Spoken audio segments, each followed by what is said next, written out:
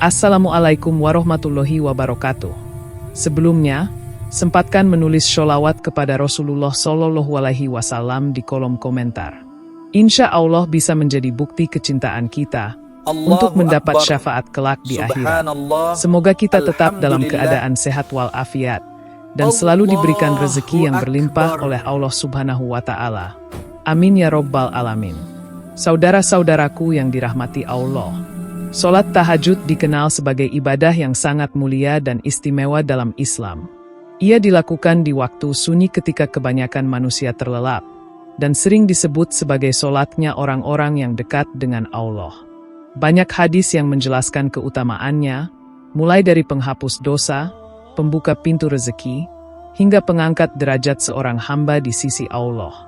Namun realitasnya, tidak sedikit orang yang rutin tahajud tetapi masih merasakan hidup yang berat, masalah yang bertubi-tubi, dan doa yang seakan belum terjawab.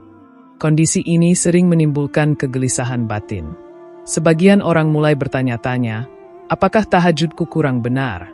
Atau bahkan terlintas pikiran negatif seperti, apakah Allah tidak mendengarkanku? Pertanyaan ini sangat manusiawi. Tetapi jika tidak dipahami dengan ilmu, bisa menjerumuskan pada keputusasaan dan prasangka buruk kepada Allah. Islam adalah agama yang mengajarkan keseimbangan antara ibadah lahir, kebersihan hati, dan akhlak dalam kehidupan sehari-hari. Tahajud bukanlah jaminan otomatis bahwa hidup akan bebas dari ujian. Oleh karena itu, penting untuk memahami secara utuh. Jika seseorang sudah tahajud tetapi hidupnya masih terasa berat, di mana letak kekeliruannya menurut ajaran Rasulullah Shallallahu Alaihi Wasallam? Inilah alasannya. 1. Salah memahami tujuan tahajud. Tahajud pada hakikatnya adalah ibadah penghambaan yang paling jujur, karena dilakukan saat manusia meninggalkan kenyamanan tidur demi memenuhi panggilan Allah. Namun kesalahan besar yang sering terjadi adalah ketika tahajud dipahami sebagai sarana transaksi. Seakan-akan ia adalah kunci otomatis untuk menghapus semua kesulitan hidup. Banyak orang datang ke tahajud dengan tuntutan, bukan dengan ketundukan. Ketika hasil duniawi tidak segera datang, hati mulai gelisah dan muncul kekecewaan. Padahal Allah tidak pernah menjanjikan bahwa tahajud akan langsung menghilangkan semua masalah dunia. Rasulullah Shallallahu Alaihi Wasallam sendiri mengajarkan bahwa nilai ibadah tidak diukur dari cepat atau lambatnya terkabul keinginan, melainkan dari keikhlasan dan kesabaran dalam menjalaninya. Ketika seseorang sholat tahajud dengan niat agar hidupnya langsung mudah, rezekinya lancar, dan masalahnya selesai, maka ia telah menggeser tujuan tahajud dari ibadah menjadi alat pemuas keinginan. Padahal hakikat ibadah adalah menyerahkan hasil sepenuhnya kepada Allah, bukan memaksa Allah mengikuti kehendak hamba. Kesalahpahaman ini sering diperparah oleh cerita-cerita motivasi yang disampaikan tanpa keseimbangan ilmu. Ada kisah seseorang yang tahajud lalu rezekinya melimpah, jabatannya naik, atau utangnya lunas, sehingga pendengar mengira bahwa semua orang akan mengalami hasil yang sama dengan cara yang sama. Padahal Allah memperlakukan setiap hamba sesuai dengan hikmahnya, bukan sesuai dengan ekspektasi manusia. Apa yang baik bagi satu orang belum tentu baik bagi yang lain. Tahajud sejatinya adalah sarana untuk memperbaiki hubungan dengan Allah, bukan alat untuk mengatur takdir. Jika hubungan dengan Allah sudah benar, maka apapun keputusan Allah akan terasa lebih ringan untuk diterima. Namun ketika tahajud dijadikan alat untuk memaksa perubahan takdir, maka hati akan mudah kecewa, lelah, bahkan bisa tergelincir pada prasangka buruk kepada Allah ketika hasilnya tidak sesuai harapan. Rasulullah Shallallahu Alaihi Wasallam bersabda bahwa pertolongan Allah datang bersama kesabaran, dan jalan keluar datang bersama kesempitan. Ini menunjukkan bahwa kesulitan bukan tanda kegagalan ibadah, melainkan bagian dari proses pertolongan itu sendiri. Tahajud tidak selalu menghilangkan kesempitan, tetapi seringkali menyiapkan hati agar kuat bertahan sampai pertolongan itu datang. Orang yang salah memahami tujuan tahajud akan merasa ibadahnya sia-sia. Padahal justru disitulah proses pembentukan rohani sedang berlangsung. Ketika seseorang mengukur keberhasilan tahajud dengan ukuran dunia, maka ia akan mudah lelah dan berhenti. Sebaliknya, jika tahajud dipahami sebagai bentuk penghambaan, maka seseorang akan tetap melaksanakannya meski hidup masih berat, karena yang dicari bukan hasil dunia, melainkan ridho Allah. Inilah perbedaan antara hamba yang beribadah karena Allah dan hamba yang beribadah karena keinginannya. Kesalahan memahami tujuan tahajud pada akhirnya akan melahirkan kekecewaan, sedangkan pemahaman yang benar akan melahirkan ketenangan. Orang yang benar dalam memahami tahajud akan berkata, "Jika masalahku belum selesai, berarti aku masih butuh lebih dekat kepada Allah, bukan sebaliknya." Inilah posisi tahajud yang sebenarnya dalam kehidupan seorang mukmin. 2. Tahajud dilakukan, tapi dosa tidak ditinggalkan.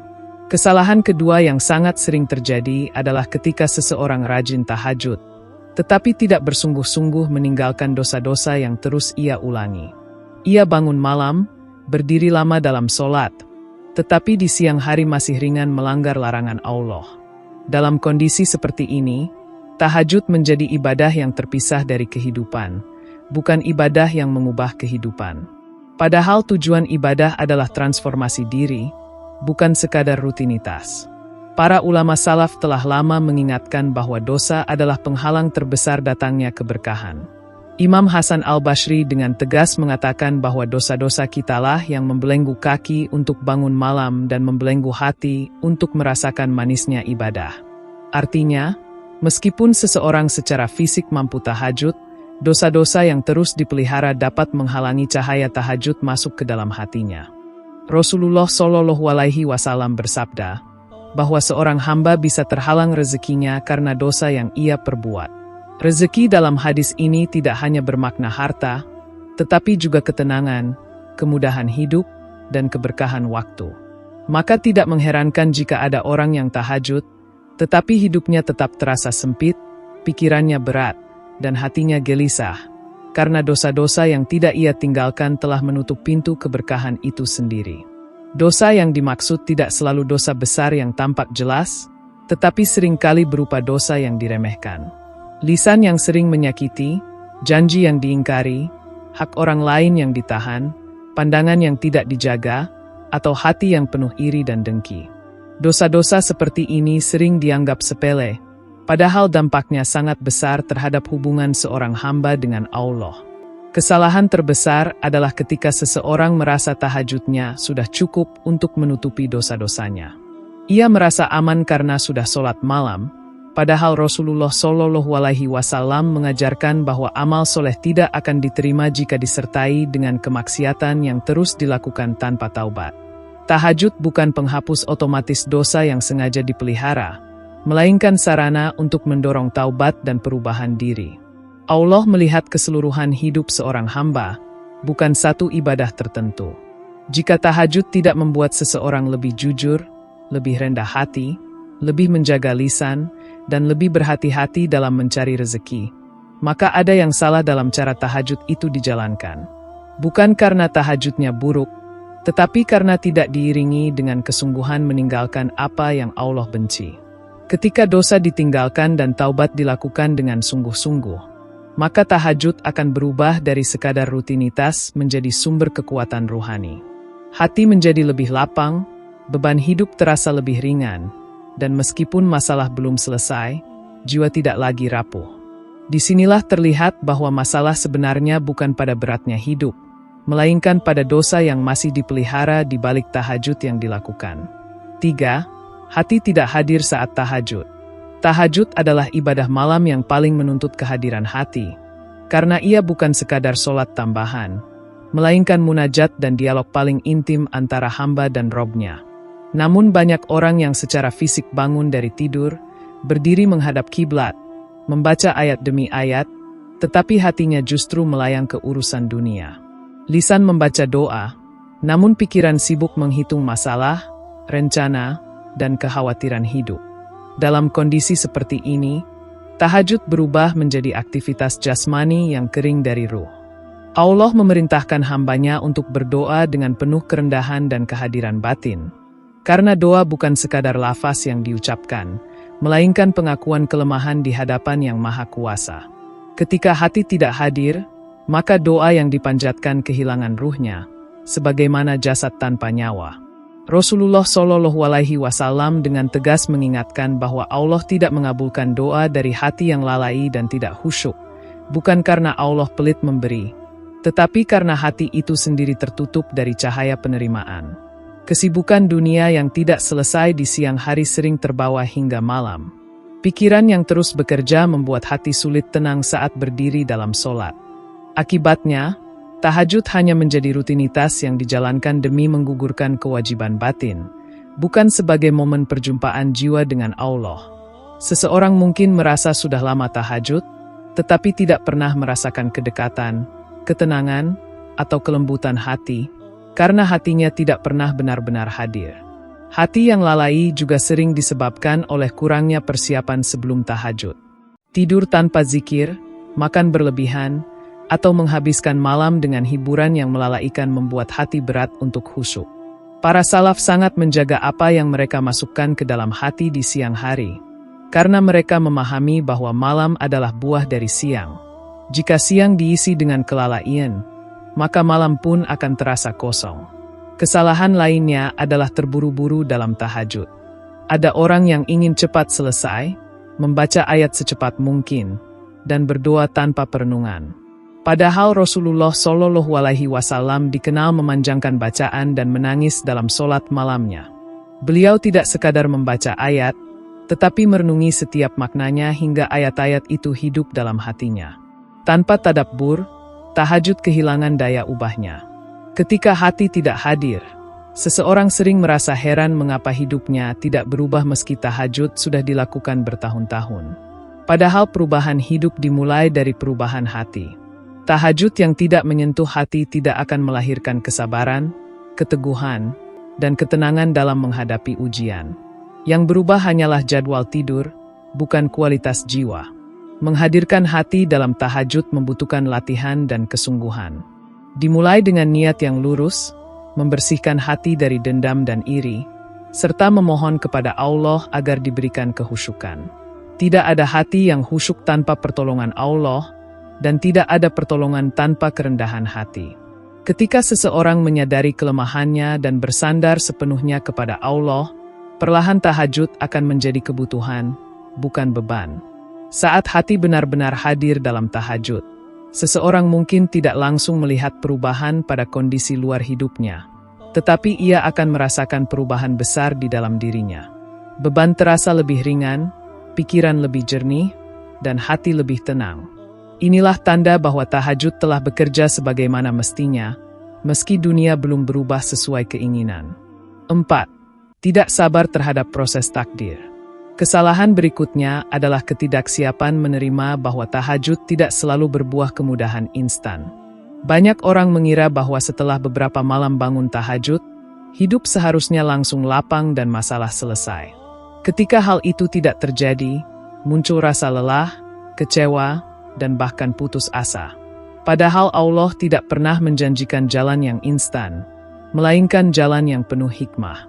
Allah dengan jelas menyampaikan bahwa setiap pengakuan iman pasti diuji. Ujian bukan tanda Allah menjauh, melainkan cara Allah mendidik hambanya. Rasulullah Shallallahu Alaihi Wasallam adalah manusia yang paling rajin tahajud, tetapi hidup beliau justru dipenuhi ujian yang berat. Ini menunjukkan bahwa tahajud bukan jalan untuk menghindari ujian, melainkan bekal untuk menghadapi ujian dengan iman yang kokoh. Ketidaksabaran sering muncul karena seseorang tidak memahami bahwa waktu Allah berbeda dengan waktu manusia. Manusia ingin hasil sekarang, sedangkan Allah memberi pada waktu terbaik. Tahajud yang dilakukan hari ini bisa jadi baru berbuah bertahun-tahun kemudian, dalam bentuk yang sama sekali tidak disangka. Ketika seseorang memaksakan kehendaknya, ia sedang menempatkan dirinya sebagai penentu takdir, bukan sebagai hamba. Kesalahan ini diperparah oleh perbandingan dengan orang lain. Melihat orang lain seakan cepat mendapatkan kemudahan setelah tahajud membuat hati iri dan mempertanyakan keadilan Allah. Padahal setiap hamba memiliki jalur ujian dan pertumbuhan yang berbeda. Apa yang terlihat mudah di luar belum tentu ringan di dalam, dan apa yang terlihat berat bisa jadi sedang meninggikan derajat di sisi Allah. Sabar dalam konteks tahajud bukan hanya menunggu hasil, tetapi menerima bahwa mungkin hasilnya bukan seperti yang diharapkan. Ada orang yang tahajud untuk meminta kelapangan rezeki, tetapi Allah memberinya ketenangan hati. Ada yang meminta masalah selesai, tetapi Allah memberinya kekuatan untuk bertahan. Semua ini adalah bentuk jawaban doa yang sering tidak disadari. Rasulullah Shallallahu Alaihi Wasallam mengajarkan bahwa pertolongan Allah datang bersama kesabaran. Artinya, selama kesabaran belum terbentuk, pertolongan belum sempurna. Tahajud seringkali menjadi alat pembentuk kesabaran itu sendiri. Allah menahan jawaban doa bukan karena tidak sayang, tetapi karena hamba tersebut masih perlu ditempa agar layak menerima apa yang dimintanya. Ketika seseorang memahami makna sabar dalam takdir, ia tidak lagi gelisah meski hidup masih berat. Ia tetap bangun malam, bukan karena ingin segera bebas dari masalah, tetapi karena ingin tetap dekat dengan Allah di tengah masalah. Inilah tingkat iman yang lebih tinggi, di mana ibadah tidak lagi bergantung pada kondisi. Pada akhirnya, orang yang sabar terhadap proses takdir akan merasakan bahwa tahajud telah mengubah hidupnya, meski tidak dengan cara yang ia bayangkan. Ia menjadi lebih kuat, lebih tenang, dan lebih yakin bahwa Allah tidak pernah salah dalam menentukan waktu. Di titik inilah tahajud benar-benar menjadi cahaya di tengah beratnya kehidupan, bukan karena masalah hilang, tetapi karena hati telah siap menghadapinya. 5. Mengabaikan ikhtiar duniawi. Salah satu kekeliruan yang sering terjadi pada orang yang rajin tahajud tetapi hidupnya masih terasa berat adalah anggapan bahwa ibadah malam sudah cukup untuk menyelesaikan seluruh urusan dunia. Sebagian orang tanpa sadar menjadikan tahajud sebagai pengganti usaha, bukan sebagai penguat usaha. Mereka berharap perubahan hidup datang dari langit, sementara langkah di bumi tidak diperbaiki. Padahal Islam tidak pernah mengajarkan pemisahan antara ibadah dan ikhtiar, karena keduanya adalah satu kesatuan yang saling melengkapi. Rasulullah Shallallahu Alaihi Wasallam adalah teladan terbaik dalam memadukan tawakal dan usaha. Beliau adalah manusia yang paling rajin beribadah, tetapi juga manusia yang paling sungguh-sungguh dalam bekerja, berdakwah, mengatur strategi, dan memenuhi tanggung jawab dunia. Dalam sebuah hadis beliau bersabda agar seseorang mengikat untanya terlebih dahulu sebelum bertawakal kepada Allah. Hadis ini menegaskan bahwa tawakal tanpa usaha adalah bentuk kelalaian, bukan keimanan. Kesalahan memahami tawakal membuat seseorang pasif dan menyerahkan segalanya tanpa perencanaan. Ada yang tahajud meminta rezeki, tetapi tidak mau meningkatkan keterampilan, tidak disiplin dalam bekerja, dan enggan keluar dari zona nyaman. Ada pula yang berdoa meminta solusi, tetapi menolak belajar dari kesalahan dan menunda-nunda perbaikan. Dalam kondisi seperti ini, beratnya hidup bukan karena doa tidak didengar, tetapi karena usaha tidak dijalankan sebagaimana mestinya. Allah menetapkan sunnatullah dalam kehidupan, yaitu hukum sebab akibat. Rezeki dihubungkan dengan kerja, ilmu dihubungkan dengan belajar, dan keberhasilan dihubungkan dengan kesungguhan. Tahajud tidak menghapus hukum ini, tetapi justru memberi kekuatan agar seseorang mampu menempuh proses tersebut dengan jujur dan istiqomah. Ketika seseorang berharap hasil tanpa proses, ia sedang melawan sunnatullah yang Allah tetapkan sendiri. Mengabaikan ikhtiar duniawi juga sering terlihat dalam sikap tidak mau bertanggung jawab. Ada orang yang menyalahkan takdir atas keterpurukan hidupnya, padahal ia sendiri tidak menjaga amanah, sering lalai, dan tidak konsisten. Tahajud tidak pernah dimaksudkan untuk menutupi kemalasan atau membenarkan kelalaian. Justru tahajud seharusnya melahirkan rasa tanggung jawab yang lebih besar terhadap kehidupan. Kesalahan lainnya adalah tidak mau melakukan evaluasi diri. Orang yang benar dalam berikhtiar akan selalu bertanya, apa yang perlu saya perbaiki? Sedangkan orang yang keliru hanya bertanya, mengapa doa saya belum terkabul? Tahajud yang sehat akan mendorong seseorang untuk lebih jujur melihat kekurangan diri, lebih disiplin dalam waktu, dan lebih serius dalam menjalani peran hidupnya. Ikhtiar duniawi juga mencakup cara seseorang mencari rezeki yang halal dan bersih. Tidak sedikit orang yang rajin tahajud tetapi masih lalai menjaga kehalalan penghasilannya, baik melalui kecurangan, riba, maupun pengambilan hak orang lain. Rezeki yang tidak bersih akan menghilangkan keberkahan, sehingga meskipun jumlahnya ada, ketenangan tidak pernah terasa. Dalam kondisi ini, tahajud seakan tidak membuahkan hasil karena pintu keberkahan tertutup oleh kesalahan sendiri. Ketika tahajud disatukan dengan ikhtiar yang benar, maka perubahan hidup akan terasa meski bertahap. Seseorang menjadi lebih tekun bekerja, lebih jujur, lebih disiplin, dan lebih bertanggung jawab. Tahajud tidak selalu mengubah keadaan secara instan, tetapi ia mengubah cara seseorang menjalani kehidupan. Dari sinilah pertolongan Allah datang, melalui jalan-jalan yang mungkin tidak disangka, namun selaras dengan usaha yang dilakukan. Saudara-saudaraku yang dirahmati Allah, tahajud bukanlah jaminan hidup tanpa masalah, melainkan anugerah agar seorang hamba mampu berdiri tegak di tengah masalah. Ketika hidup masih terasa berat meski tahajud terus dilakukan, itu bukan tanda kegagalan ibadah, melainkan undangan dari Allah untuk melakukan muhasabah yang lebih dalam. Bisa jadi Allah sedang meluruskan niat, membersihkan hati, atau mengajarkan makna sabar yang belum sempurna.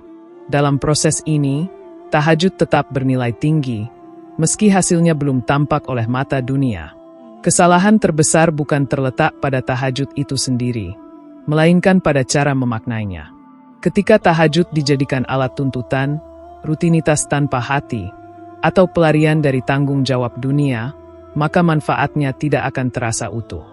Sebaliknya, saat tahajud dipahami sebagai sarana mendekat kepada Allah, memperbaiki diri, dan menguatkan langkah hidup, maka ia akan menjadi cahaya yang perlahan menerangi jalan, meski gelap belum sepenuhnya hilang.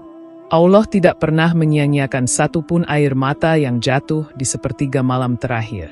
Setiap sujud, setiap doa yang lirih, dan setiap kelelahan melawan kantuk tercatat sebagai bentuk cinta dan kesungguhan seorang hamba.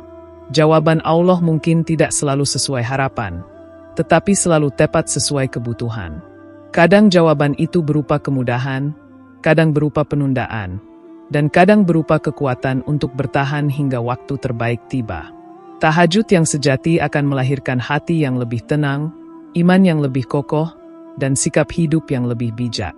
Jika setelah tahajud seseorang menjadi lebih sabar, lebih rendah hati, dan lebih berserah diri kepada Allah, maka itulah keberhasilan terbesar, meskipun masalah belum sepenuhnya selesai. Karena dalam pandangan iman, kedekatan dengan Allah jauh lebih berharga daripada ringannya dunia, dan disitulah letak kemenangan seorang hamba yang sesungguhnya. Demikian yang dapat saya sampaikan, semoga yang menyimak video ini sampai akhir, terhindar dari neraka, dan dimasukkan ke dalam surganya. Amin ya Rabbal Alamin.